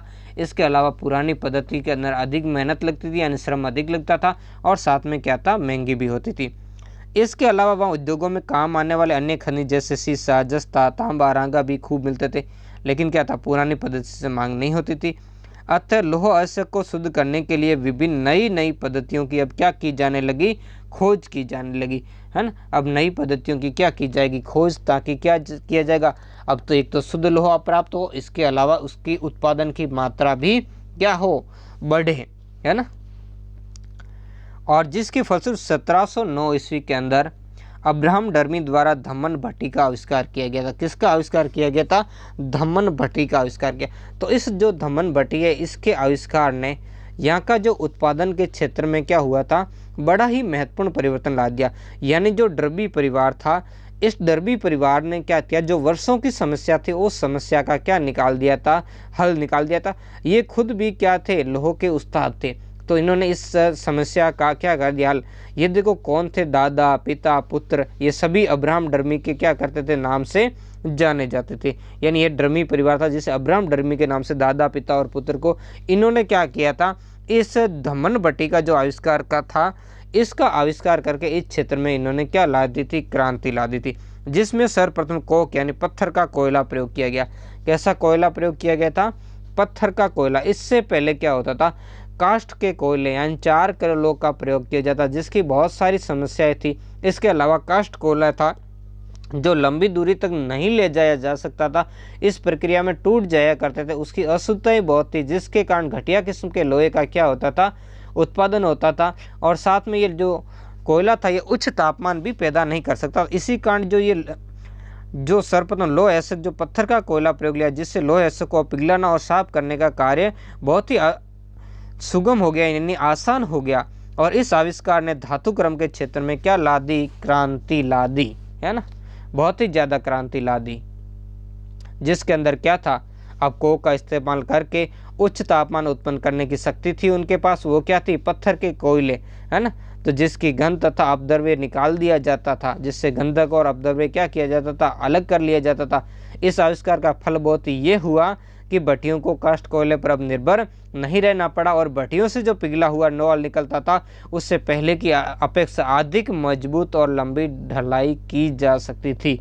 तो इससे इस क्षेत्र में क्या हुई थी, बड़ी महत्वपूर्ण क्रांति ला ली थी। आगे देखेंगे द्वितीय डर्मी ने क्या था, 1711 से 1768 ईस्वी का इनका समय था, ने ढलवा लोहे से पिटवा लोहे का क्या कर दिया था, विकास कर दिया था। ये भी इस क्षेत्र में क्या था, बड़ा ही महत्वपूर्ण काम हुआ जब इन्होंने क्या था, ढलवा लोहे यानी जो पिग आयरन थी उससे क्या कर दिया, पिटवा लोहे का विकास कर दिया, जो पहले के मुकाबले कम भंगुर था यानी जल्दी नष्ट नहीं होता था।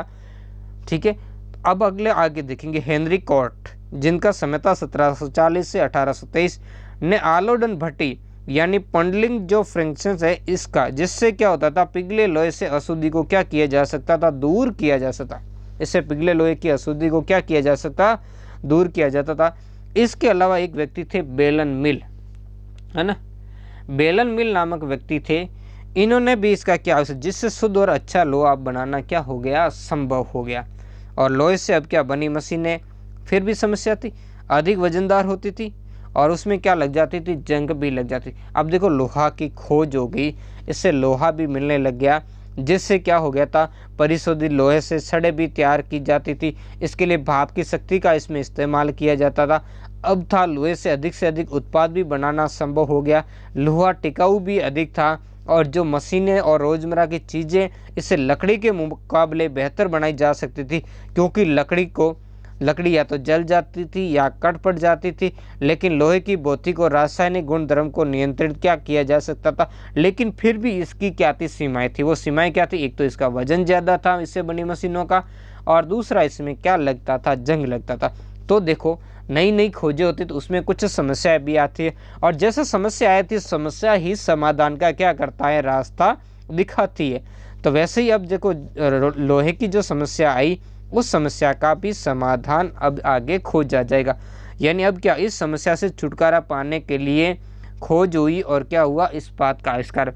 यानी ऐसी चीज़ की खोज हुई जिससे क्या हो, अब लोहे के ऊपर क्या हो, जंग नहीं लगे, या ऐसी चीज़ बनाए जिसमें क्या हो, जल्दी जंग नहीं लगे। तो इसके क्षेत्र में भी महत्वपूर्ण खोज हुई थी, और वो नई खोज थी, वो क्या थी, इस्पात की।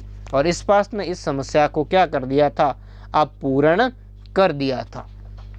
इस्पात बनाने में लोहे में कुछ मात्रा में कार्बन, मैग्नीज और अन्य पदार्थों का क्या किया जाता था, उपयोग किया जाता था। अब देखो इस्पात एक तो लोहे की अपेक्षा हल्का होता था, तो इसी कारण इससे बनी मशीनों को एक जगह से दूसरी जगह पर आसानी से क्या था, स्थानांतरित किया जाए। इसके अलावा ये मजबूत होता था, लोहे के मुकाबले जंग रोधी होता था, इस पर जंग नहीं लगता था, और लचकदार यानी लचीला होता था। तो इससे मोड़ करके क्या किया जाता था, और भी नई नई जो वस्तुएं उनका क्या किया जा सकता था, निर्माण हो सकता था। नई वस्तुएं इससे क्या हो सकती थी, बनाई जा सकती थी, जबकि लोहा ऐसा क्या था, लचकदार नहीं था। अब अगला देखेंगे हेनरी बेसमैन, एक नई इस्पात। ये भी फिर भी इस्पात उतना अच्छा नहीं था, क्योंकि ये तो प्रारंभिक चरण। तब हेनरी बेसमैन ने इस्पात बनाने की एक और नई विधि खोदी, जिसे बेसमैन प्रक्रिया के नाम से जाना जाता। इस विधि से ढलवी लोहे से अब क्या होता, सीधा पहले ढलवा लोहे से पिटवा लोहा बनाता था, तो इस तरीके से काफ़ी, फिर पिटवा लोहे से क्या बनाता था, इस्पात बनता था। तो इसने क्या होता था, ढलवे लोहे से सीधा ही इस्पात बनाने के लिए जो विधि है, उस विधि को तैयार कर दिया था। तो ये क्या थी, ये बहुत ही, इससे क्या होने लग गया, अब आगे देखेंगे। तो इससे क्या हुआ, लोह उद्योग के क्षेत्र में बड़ी ही क्रांति आ गई थी, क्योंकि अब उनको ऐसा उत्पाद उपलब्ध हो गया जो क्या था, लोहे के मुकाबले ज़्यादा टिकाऊ था, और जिसके माध्यम से क्या था, अब नया इस्पात तैयार हो चुका था। और इसी का ये परिणाम था कि ब्रिटेन के लौह उद्योग के अंदर भी बड़ा परिवर्तन हो गया।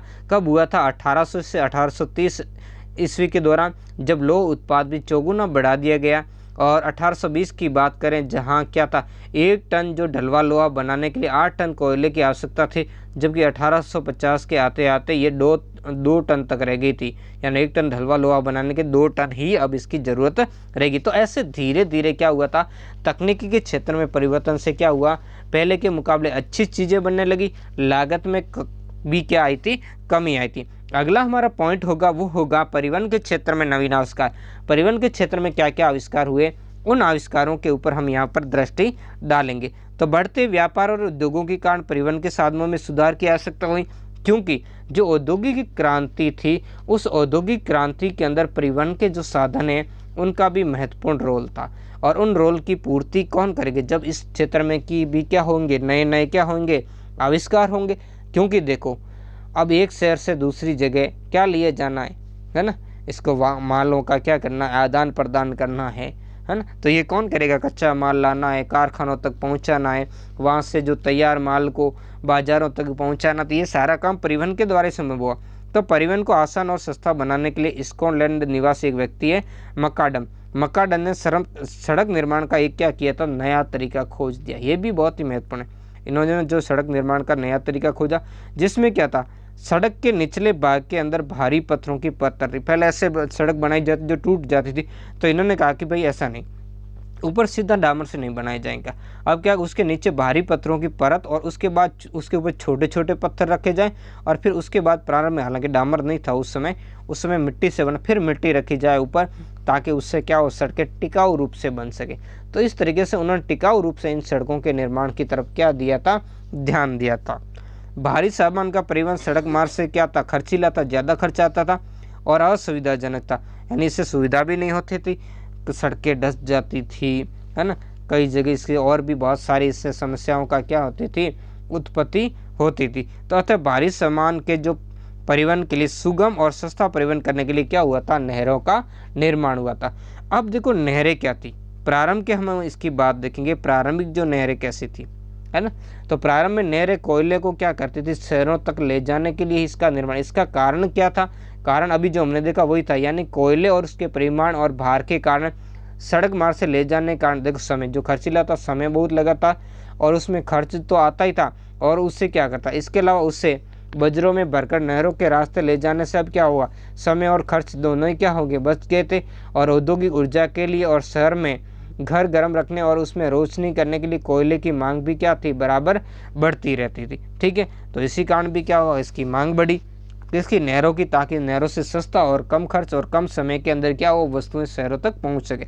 इसके लिए इंग्लैंड में पहली नहर, ये ध्यान रखना, पहली नहर थी वर्सली कैनाल, 1761 के अंदर जेम्स ब्रिदली द्वारा बनाई गई। किसके द्वारा बनाई गई थी, जेम्स ब्रिदली द्वारा, जिसका प्रयोजन केवल यही था कि इसके जरिए वर्सले यानी जो मैनचेस्टर है शहर, उसके पास के कोयला भंडारों से शहर तक क्या लाया जाए, कोयला लाया जाए। इसका मुख्य उद्देश्य यही था, उसके जगह क्या था, कोयला लाया जाए। तो इस नहर के बन जाने के बाद जो कोयले की कीमत है वो घटकर कितनी रह गई थी, आधी, क्योंकि इसका खर्च आधा हो गया, माल ढोने से जो इसका खर्च आधा हो गया, तो इसकी कीमत भी क्या हो गई, घटकर आधी हो गई थी। इंग्लैंड में 1788 से 1796 के बीच में क्या हुआ था, अनेक नहरों का निर्माण किया गया, जिसमें नहरों में आमतौर पर बड़े बड़े जमींदारों ने अपनी ज़मीन पर स्थित खानों, खदानों और जंगलों के जो मूल्य थे उनको बढ़ाने के लिए बनाई थी। तो उन्होंने नहरों को क्या कर दिया, आपस में जोड़ दिया, और नहरों के आपस में जुड़ जाने से क्या हुआ, नए नए शहरों में क्या हो गए, इसके बाजार हो गए। जैसे उदाहरण के लिए हम देखते हैं, जो बखीरगम था, शहर का विकास केवल इसलिए तेज गति से हुआ क्योंकि वह लंदन, ब्रिस्टल, चैनल, मर्सी और हम्बर नदियों के साथ जुड़ने वाली नहर प्रणाली के क्या था, बीच में स्थित था, है ना। और इसके बाद हम देखेंगे इस समय के अंदर, यानी 1760 से 1790 के बीच में नहरें बनाने की लगभग 25 नई परियोजना शुरू की गई। इसी कारण इस काल को नेहरूमांत के काल के नाम से जाना जाता है। कौन सा, ये 1788 से 1796 का काल है, ये नेहरून्माद के नाम से, क्योंकि इस समय लगभग 25 नई जो नहर बनाने की जो परियोजनाएं हैं वो प्रारंभ की गई थी, यानी उन्हें हाथ में लिया गया। और जिनने अगले क्या थे, आगे इसके बाद में और अगली अवधि के अंदर 46 और नई परियोजनाएं हाथ में ली गई, और अगले साल 60 वर्षों के अंदर फिर क्या बहुत और भी अधिक क्या हुआ था, अनेक नहरें बनाई गई, और जिनकी लंबाई कुल मिलाकर कहा जाता है कि उस समय 4000 मील से भी क्या थी, ज़्यादा थी। इसी कारण इस कार को नेहरून्माद के नाम से पुकारा जाता। 1869 में फ्रांसीसी इंजीनियर था फर्डिनांड द लेप्सेस, इसने क्या कर दिया, स्वेज नहर का निर्माण कर दिया।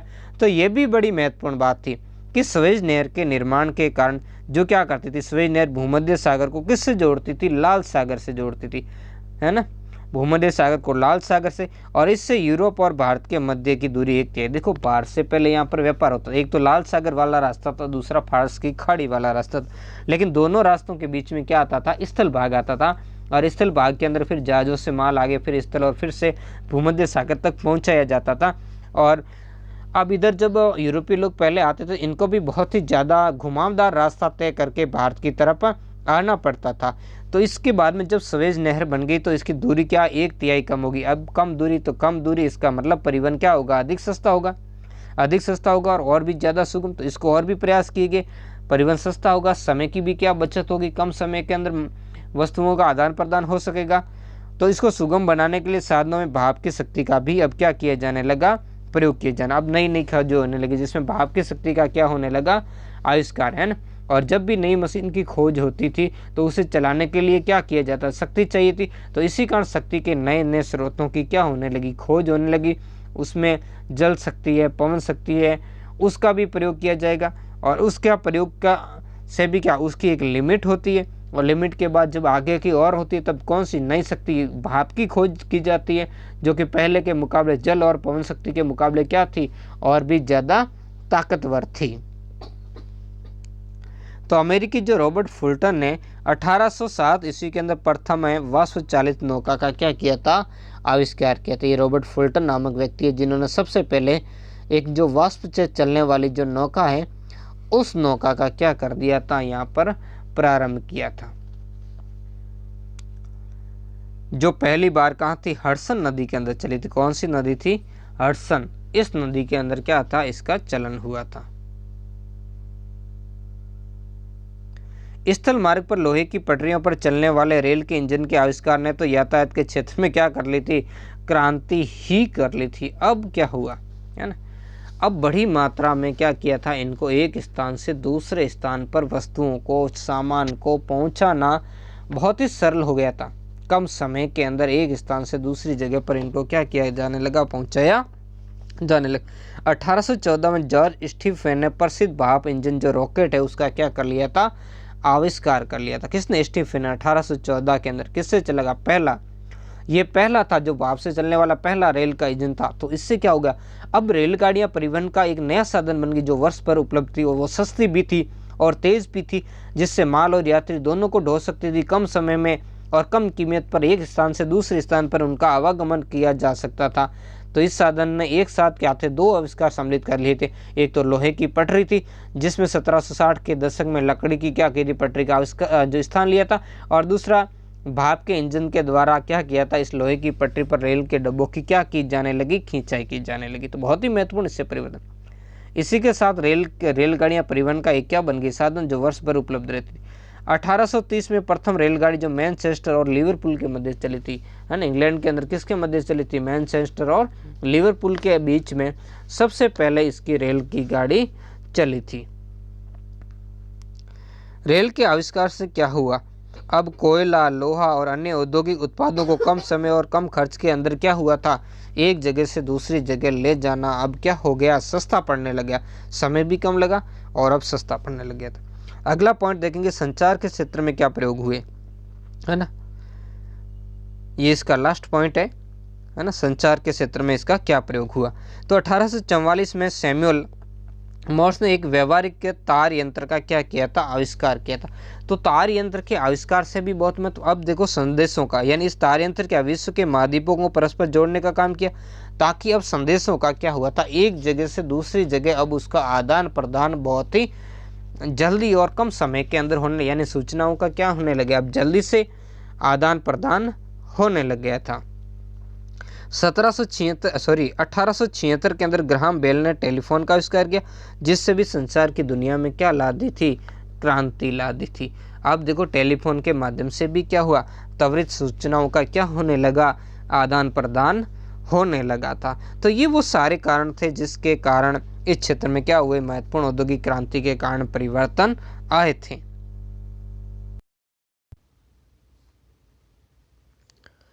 औद्योगिक क्रांति ने यूरोप ही नहीं बल्कि संपूर्ण विश्व भर को क्या किया था, प्रभावित किया था। और जिसमें क्या हुए थे, इस क्षेत्र में विशाल परिवर्तन हुए। ये परिवर्तन सभी क्षेत्रों में हुए, राजनीतिक, आर्थिक, सामाजिक, और इन सभी क्षेत्रों में इसके परिणाम क्या थे, बड़े ही दूरगामी सिद्ध हुए थे। इन यांत्रिक आविष्कारों ने क्या किया था, मानव जीवन का जो स्वरूप है उसको ही परिवर्तित कर दिया था, उससे असीम समृद्धि दिला दी थी, और साथ में उससे असीम क्या हो गई थी, शक्ति प्राप्त हो गई थी। हालांकि ये आर्थिक समाज में ऐसे परिवर्तन हुए जो इंग्लैंड से क्या हुए शुरू हुए और बाद में जो भविष्य के अंदर समस्त पश्चिमी विश्व के अंदर राजनीतिक और आर्थिक जो ढांचे के अंदर गहन परिवर्तन इससे हुए थे, जिससे ऐसी नवीन और जटिल समस्याओं का जन्म हुआ जिनमें विश्व का मनुष्य समाज 19वीं शताब्दी में और आज भी क्या हुआ है, उलझा हुआ है। तो उसी उलझे हुए स्वरूप को क्या करेंगे, हम देखेंगे। यानी जो ये औद्योगिक क्रांति, इनके परिणामों को हम 4 भागों के अंदर क्या करेंगे, इन परिणामों का हम अध्ययन करेंगे। इन परिणामों को हम क्या करेंगे, 4 भागों के अंदर बांट सकते हैं। आर्थिक, राजनीतिक, सामाजिक और वैचारिक, इन 4 क्षेत्रों के अंदर परिवर्तन हुए। इन परिवर्तनों को हम देखेंगे। पहला हमारा परिवर्तन है, वो परिवर्तन है आर्थिक क्षेत्र के अंदर। तो आर्थिक क्षेत्र के अंदर क्या बदलाव आया, उस बदलाव को हम देखेंगे। अब देखो, आर्थिक क्षेत्र के अंदर उत्पादन एवं वाणिज्य में असंतुलित वृद्धि हुई तथा आर्थिक संतुलन इससे क्या हो गया, बिगड़ गया, है ना। इसमें क्या हुआ, देखो, उत्पादन और वाणिज्य के अंदर असंतुलन, संतुलन होता तभी तो क्या होता बना, लेकिन क्या हुआ, यंत्रों के द्वारा कम समय के अंदर क्या हो गया, अधिक उत्पादन हो गया, है ना। तो अधिक जब उत्पादन हुआ तो जो वाणिज्यिक गतिविधियां हैं वो क्या हो गई, बदल गई। तो इससे क्या हुआ, बढ़ाई समाज के अंदर या उसको क्या था, आर्थिक नुकसान भी उठाना पड़ा था। और आर्थिक संतुलन कैसे बिगड़ गया, घरेलू उद्योग धंधों का क्या हो गया, विनाश हो गया। पैसों का कुछ लोगों के हाथों में क्या संकेंद्रण हो गया। नए नगरों का क्या हुआ, विकास हुआ, यानी ग्रामीण क्षेत्रों की अपेक्षा नगरों का अधिक विकास हुआ। इससे क्या हुए, नए तथा विशाल नगरों का क्या हुआ, विकास होने लगा। गांवों के अंदर जो ग्रामीण क्षेत्र के अंदर जो उद्योग तंत्र यानी घरेलू उद्योग थे वो क्या हो गए, नष्ट हो गए। अब क्या हुआ, राष्ट्रीय बाजारों को यानी कुटीर उद्योग धंधों का विनाश हुआ और राष्ट्रीय बाजारों को राज्य द्वारा क्या मिला, संरक्षण, है ना, ताकि क्या हो, स्वदेशी उद्योगों को क्या दिया जा सके, बढ़ावा दिया जा सकते। और इसी से जो पूंजीपति है और जो श्रमिक यानी उत्पादक और मजदूर है उनके संबंधों में भी बदलाव हुआ। और इन सब परिस्थितियों से क्या हुआ, आर्थिक संतुलन जब बिगड़ा तो क्या हुआ, आर्थिक संकटों के अंदर भी क्या हुई, वृद्धि हुई। इससे फायदा क्या हुआ, औद्योगिक पूंजीवाद का विकास हुआ। तो औद्योगिक पूंजीवाद का तो विकास हुआ, लेकिन लोगों को इससे बढ़ाई क्या हुआ, संकट उठाना पड़ा। आर्थिक दृष्टि से औद्योगिक विकास ने क्या किया, विश्व के सभी देशों को एक दूसरे पर परस्पर निर्भर तो बना दिया, जिससे विश्व में क्या हुए, सभी बाजार आपस में क्या हो गए, जुड़ गए। साथ में यातायात के साधनों का भी क्या हुआ, विकास हुआ। ये सारे परिणाम किस में हुए, आर्थिक क्षेत्र में। लेकिन इससे कुछ बुराइयां भी आई, जैसे क्या हो गया, राष्ट्रों का विभाजन हो गया। यानी औद्योगिक जो क्रांति के फलस्वरूप राष्ट्रों का 2 वर्गों में विभाजन हो गया था, है ना। कैसे वर्गों में, 2, एक तो जो पूंजीपति वर्ग था जिसके पास पैसे थे, दूसरा श्रमिक वर्ग, यानी एक तो शोषित और एक शासक वर्ग था। तो इसमें बंटवारा हो गया। बेरोजगारी की भी समस्या उत्पन्न हुई, जिससे निकट भवन में ऐसी स्थिति हुई कि क्या आएगी, मंदी आई और ऐसी आगे चल करके आई भी थी। दूसरा हम परिणाम देखेंगे राजनीति के अंदर क्षेत्र में। तो राजनीति के अंदर क्षेत्र में भी बड़े महत्वपूर्ण बदलाव हुए थे। वो बदलाव क्या थे, उन्हीं बदलावों को हम इसमें क्या करेंगे, समझने का प्रयास करेंगे। तो राजनीति में लोकतंत्र की क्या बड़ी मांग बढ़ी। तो इससे क्या हुआ, जब उनकी राजनीतिक महत्वाकांक्षाएं बढ़ी, किसकी, है ना, मध्यम वर्ग की, तो उससे क्या हुआ, अब मध्य वर्ग अपने लिए अधिक से अधिक जो हिस्सेदारी प्राप्त करने के लिए क्या करने लगा, प्रयास करने लगा। और इसके अंदर जो संविधानवाद, कानून के समक्ष समानता, धार्मिक सहिष्णुता, धर्म की निरपेक्षता, राष्ट्रीयता आदि जैसे तत्वों की क्या होने लगी, अब इसमें सम्मिलित होने लगी थी, जिससे राजनीतिक ढांचा क्या हो गया, बड़ा ही बदल गया था। औद्योगिक क्रांति ने औपनिवेशिक स्पर्धा की क्या हुई थी, शुरुआत हुई थी। यानी इससे साम्राज्यवाद को क्या मिला था, बढ़ावा, उसका विकास हुआ, क्योंकि बढ़ती उत्पादन की मात्रा को क्या था, खपाना था और जो सस्ता कच्चा माल पाना था।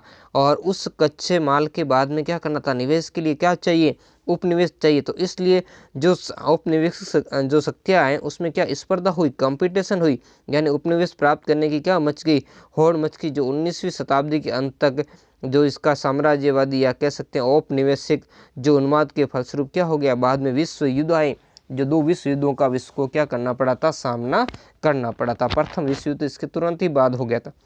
अगला, श्रमिक संगठित हुए और उन्होंने अपनी मांगों को लेकर क्या किया, आंदोलन चलाए, क्योंकि श्रमिकों का इसके अंदर शोषण हुआ।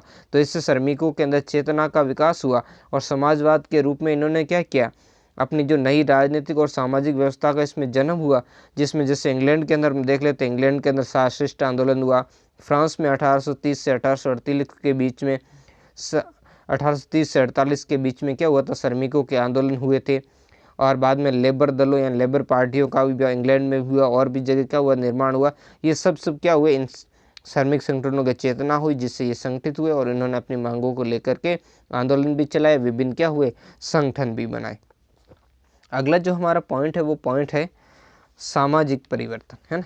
तो औद्योगिक क्रांति ने क्या कर दिया था, जो सामाजिक संरचना उसका पूरा रूप ही बदल दिया था। वो रूप कैसे बदला उसके बारे में हम देखेंगे, है ना। वो कैसे बदला इसने, यानी नए सामाजिक वर्ग का क्या हुआ था, उदय हुआ था, है ना। औद्योगिक क्रांति से क्या हुआ, नए सामाजिक वर्ग, जिसके अंदर एक वर्ग था पूंजीपति और दूसरा वर्ग कौन सा था, श्रमिक वर्ग, जो अस्तित्व में आए।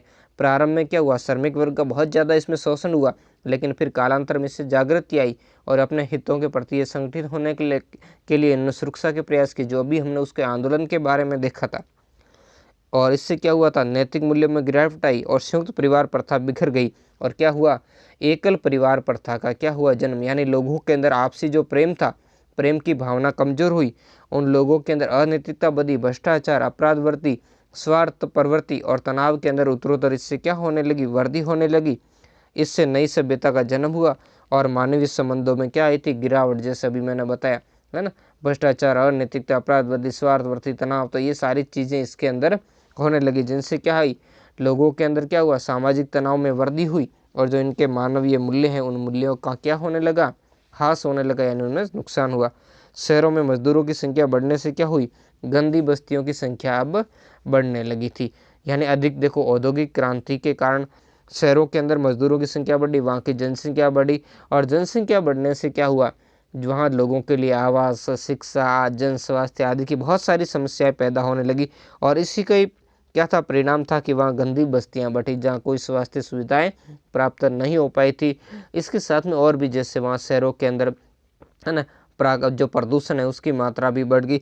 हम कुल मिलाकर हम कह सकते हैं कि जो मनुष्य का दृष्टिकोण अब भौतिकवादी हो गया था और जीवन स्तर उसका क्या था, पहले की अपेक्षा हालांकि उसमें क्या हुई थी, उन्नति हुई थी, लेकिन उन्नति के साथ कुछ उसमें अच्छी चीज़ें आई, कुछ बुरी चीज़ें, यानी कुछ लाभ भी हुए और कुछ नुकसान भी हुए। अगला हम देखेंगे जो वैचारिक परिवर्तन क्या हुए, लोगों के विचार किस तरीके से बदले। तो इसके अंदर देखो, आर्थिक जो उदारवाद का क्या किया गया, स्वागत किया गया और इस क्षेत्र में क्या हुआ था, समाजवाद का उदय हुआ था। तो ये इस क्षेत्र में क्या हुआ था, वैचारिक रूप से बहुत ही महत्वपूर्ण बदलाव आ गया। अब लोग किसकी बात करने लगे, समाजवाद की बात करने लगे थे। यानी एक जो औद्योगिक क्रांति जो प्रारंभिक काल है उसमें ये जो व्यक्तिवादी दृष्टिकोण उसको क्या थी, प्रधानता मिलती थी। और इसके चार तत्व कौन से थे, आर्थिक उदारवाद की तत्व थे, संविधानवाद है, कानून के समक्ष समानता है, धार्मिक सहिष्णुता है, धर्मनिरपेक्षता है, राष्ट्रीयता है, जैसी बातें, ये वैचारिक परिवर्तन इसी औद्योगिक क्रांति के कारण आए थे।